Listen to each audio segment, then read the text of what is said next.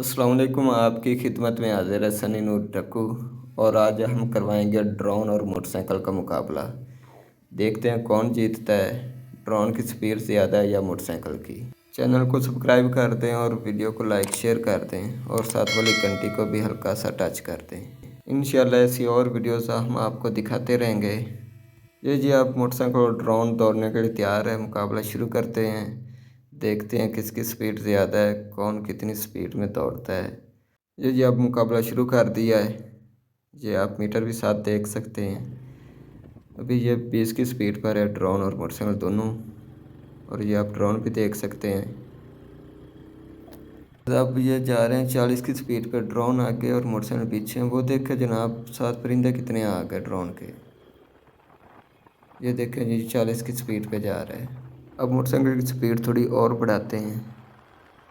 ये देखें जी ये आप तकरीबन 45 की स्पीड है। ये 45-50 की स्पीड में दौड़ सकते हैं। नेक्स्ट वीडियो इंशाल्लाह फुल डिटेल के साथ बनाएंगे। वीडियो अच्छी लगे तो वीडियो को लाइक शेयर कर दिया करें और मिलेंगे इंशाल्लाह एक नेक्स्ट वीडियो में। अल्लाह हाफिज़।